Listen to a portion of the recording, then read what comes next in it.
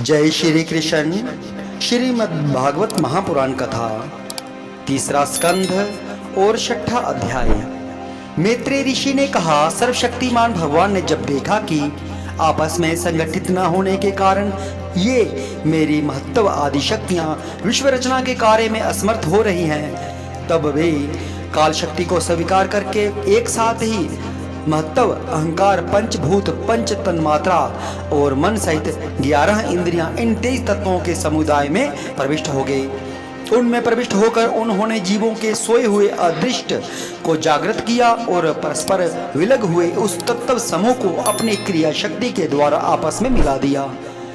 इस प्रकार जब भगवान ने अदृष्ट को कार्योन्मुख किया, तब उस 23 तत्वों के समूह ने भगवान की प्रेरणा से अपने अंशों द्वारा अधिपुरुष विराट को उत्पन्न किया। अर्थात जब भगवान ने अंश रूप से अपने उस शरीर में प्रवेश किया, तब वह विश्व रचना करने वाला महत्ववादी का समुदाय एक दूसरे से मिलकर परिणाम को प्राप्त हुआ। यही तत्वों का परिणाम ही विराट पुरुष है, जिसमें चराचर जगत विद्यमान है। जल के भीतर जो अंड रूप आश्रय स्थान था, उसमें वह हिरण्यमय विराट पुरुष संपूर्ण जीवों को साथ लेकर 1000 दिव्य वर्षों तक रहा।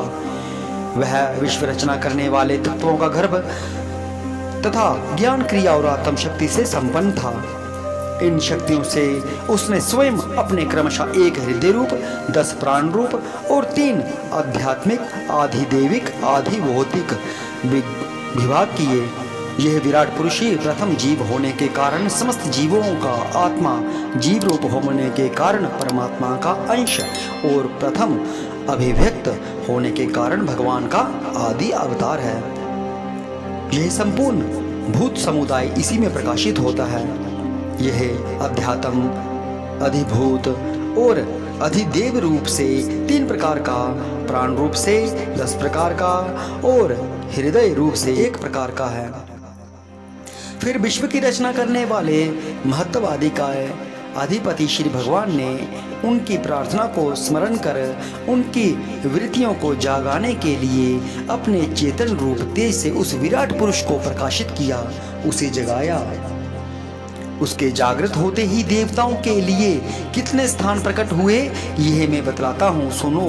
विराट पुरुष के पहले मुख प्रकट हुआ, उसमें लोकपाल अग्नि अपने अंश वागींद्रिय के समेत प्रविष्ट हो गया, जिससे यह जीव बोलता है। फिर विराट पुरुष के तालु उत्पन्न हुआ, उसमें लोकपाल वरुण अपने अंश रसेंद्रिय के सहित स्थित हुआ, जिससे जीव रस ग्रहण करता है। इसके पश्चात उस विराट पुरुष के नथुने प्रकट हुए, उनमें दोनों अश्विनी कुमार अपने अंश घ्राणेन्द्रिय के सहित प्रविष्ट हुए, जिससे जीव गंध ग्रहण करता है। इस प्रकार जब उस विराट पुरुष देह में आंखें प्रकट हुई, तब उनमें अपने अंश नेत्रेंद्रिय के सहित लोकपति सूर्य ने प्रवेश किया, जिस नेत्रेंद्रिय से पुरुष को विविध रूपों का ज्ञान होता है। फिर उस विराट विग्रह में त्वचा उत्पन्न हुई, उसमें अपने अंश त्वगिंद्रिय के सहित वायु स्थित हुआ, जिस त्वगिंद्रिय से जीव स्पर्श का अनुभव करता है। जब उसके कर्ण छिद्र प्रकट हुए, तब उनमें अपने अंश श्रवणेन्द्रिय के सहित दिशाओं ने प्रवेश किया, जिस श्रवणेन्द्रिय से जीव को शब्द का ज्ञान होता है। फिर विराट शरीर में चर्म उत्पन्न हुआ, उसमें अपने अंश रोमों के सहित औषधियाँ स्थित हुई, जिन रोमों से जीव खुजली आदि का अनुभव करता है। इसके पश्चात उसके हाथ प्रकट हुए, उनमें अपनी ग्रहण त्याग रूपा शक्ति के सहित देवराज इंद्र ने प्रवेश किया। इस शक्ति से जीव अपनी जीविका का प्राप्त करता है। जब इसके चरण उत्पन्न हुए, तब उनमें अपनी शक्ति गति के सहित लोकेश्वर विष्णु ने प्रवेश किया। इस गति शक्ति द्वारा जीव अपने गंतव्य स्थान पर पहुंचता है। फिर इसके बुद्धि उत्पन्न हुई, अपने इस स्थान में अपने अंश बुद्धि शक्ति के साथ वाक्पति ब्रह्मा ने प्रवेश किया। इस बुद्धि शक्ति से जीव ज्ञातव्य विषयों को जान सकता है। फिर इसमें हृदय प्रकट हुआ, उसमें अपने अंश मन के सहित चंद्रमा स्थित हुआ। इस मन शक्ति के द्वारा जीव संकल्प, विकल्प आदि रूप विकारों को प्राप्त होता है। तत्पश्चात विराट पुरुष में अहंकार उत्पन्न हुआ। इस अपने आश्रय में क्रिया शक्ति सहित अभिमान रुद्र ने प्रवेश किया। इससे जीव अपने कर्तव्य को स्वीकार करता है। अब इसमें चित्त प्रकट हुआ, उसमें चित्त शक्ति के सहित महत्व ब्रह्मा स्थित हुआ। इस चित्त शक्ति से जीव विज्ञान को उपलब्ध करता है। इस विराट पुरुष के सिर से स्वर्गलोक, पैरों से पृथ्वी और नाभि से अंतरिक्ष उत्पन्न हुआ। इनमें क्रमशः सत्व, रज और तम, इन 3 गुणों के परिणाम रूप देवता, मनुष्य और प्रेत आदि देखे जाते हैं। इनमें देवता लोग सत्वगुण की अधिकता के कारण स्वर्गलोक में, मनुष्य और उनके उपयोगी गो आदि जीव रजोगुण की प्रधानता के कारण पृथ्वी में, तथा तमोगुणी स्वभाव वाले होने के रुद्र के पार्षदगण भूत प्रेत आदि दोनों के बीच में स्थित भगवान की नाभि स्थानीय अंतरिक्ष लोक में रहते हैं। विदुर जी, वेद और ब्राह्मण भगवान के मुख से प्रकट हुए। मुख से प्रकट होने के कारण ही ब्राह्मण सब वर्णों में श्रेष्ठ और सबका गुरु है। उनकी भुजाओं से क्षत्रिय वृत्ति और उसका अवलंबन करने वाला क्षत्रिय वर्ण उत्पन्न हुआ, जो विराट भगवान का अंश होने के कारण जन्म लेकर सब वर्णों की चोर आदि के उपद्रवों से रक्षा करता है। भगवान की दोनों जांघों से सब लोगों का निर्वाह करने वाली विश्ववृत्ति उत्पन्न हुई। उन्हीं से विश्व वर्ण का प्रादुर्भाव हुआ। यह वर्ण अपनी वृत्ति से सब जीवों की जीविका चलाता है।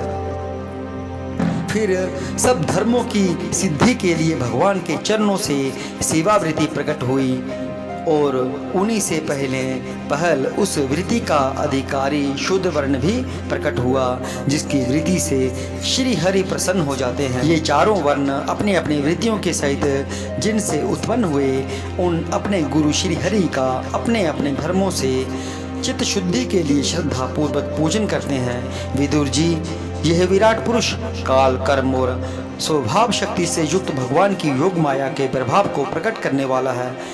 इसके स्वरूप का पूरा वर्णन करने का कौन साहस कर सकता है। तथापि प्यारे विदुर जी, अन्य व्यवहारिक चर्चाओं से अपवित्र हुई अपनी वाणी को पवित्र करने के लिए जैसी मेरी बुद्धि है और जैसा मैंने गुरु मुख से सुना है, वैसा श्री हरि का सुयश वर्णन करता हूँ। महापुरुषों का मत है कि पुण्य श्लोक शिरोमणि श्री हरि के गुणों का गान करना ही मनुष्यों की वाणी का तथा विद्वानों के मुख से भगवत कथा अमृत का पान करना ही उनके कानों का सबसे बड़ा लाभ है।